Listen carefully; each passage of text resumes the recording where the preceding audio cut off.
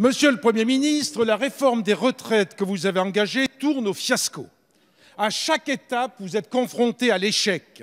Son annonce a déclenché un mouvement social inédit depuis le début de la Ve République, un profond rejet dans l'opinion. Les partenaires sociaux, dans toute leur diversité, restent extrêmement critiques. Le Conseil d'État, dans un avis extrêmement sévère, alerte sur son insécurité juridique. Votre étude d'impact est fallacieuse. Votre texte comporte aujourd'hui plus de 30 ordonnances dont les contours sont excessivement larges. La procédure accélérée a été déclenchée malgré le désaccord de toutes les oppositions. La commission spéciale a été interrompue avant la fin de ses travaux. Quant à la présidence de notre Assemblée, elle a tenté autoritairement et inconstitutionnellement de supprimer des amendements de l'opposition. Sans notre révolte, des milliers d'amendements n'auraient pu être discutés. La majorité se repaît d'une prétendue obstruction, ne supportant pas le véritable débat démocratique que nous avons initié et qu'elle voulait éviter à tout prix. Parce que ce débat, engagé grâce aux oppositions, met en exergue les nombreuses questions de fond, questions auxquelles vous n'êtes pas capable de répondre. Vous avez redit votre attachement à cette réforme. Mais pourquoi, Monsieur le Premier ministre, vous enfermez dans un calendrier lié aux élections?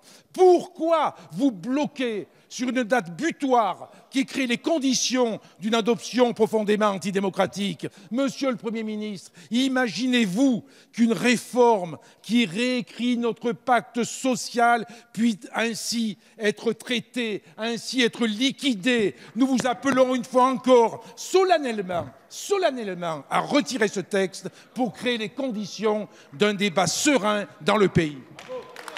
Merci, Monsieur le Président. La parole est à Monsieur le Premier ministre.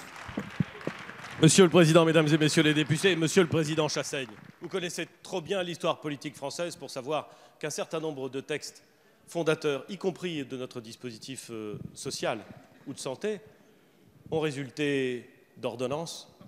Ce fut le cas en 1958. Oui, en 1958, il y avait unanimité, Monsieur le Président Chassaigne.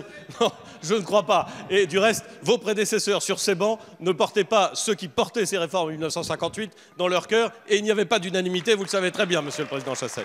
Non, quand même, soyons sérieux. Oui, d'accord, mais peut-être, mais en 1958, il y a eu des ordonnances, vous le savez parfaitement, et il me semble qu'elles sont un tout petit peu essentielles. C'est le moins qu'on puisse dire, s'agissant de l'organisation du dispositif de santé ou de la sécurité sociale. Monsieur le Président Chassaigne, nous nous sommes engagés, et c'est parfaitement démocratique, nous nous sommes engagés, le Président de la République au moment des présidentielles, la majorité au moment des législatives, sur un projet clair, un système universel de retraite par répartition et par points. Il est parfaitement entendable, Monsieur le Président Chassaigne, que vous soyez opposé à un système universel. De même, il est parfaitement entendable que certains soient opposés à un système par points.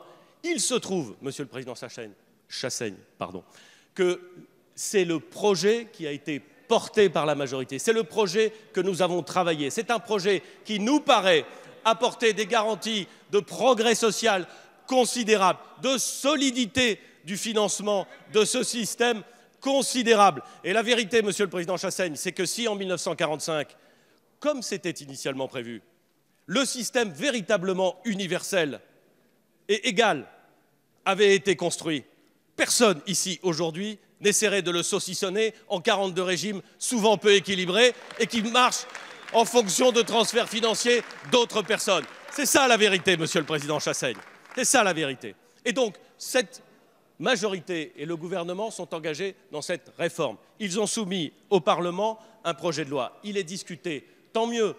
Mais enfin, Monsieur le Président, vous ne pouvez pas dire que les dizaines de milliers d'amendements, souvent répétitifs, qui n'ont au fond aucune espèce d'impact sur le fond, seraient déposés pour autre chose que ralentir, voire même empêcher l'examen en commission spéciale. C'est une tactique parlementaire. Elle est entendable, mais elle ne sert pas à la qualité du débat. C'est profondément mon avis. Et je crois que c'est profondément l'avis des Français.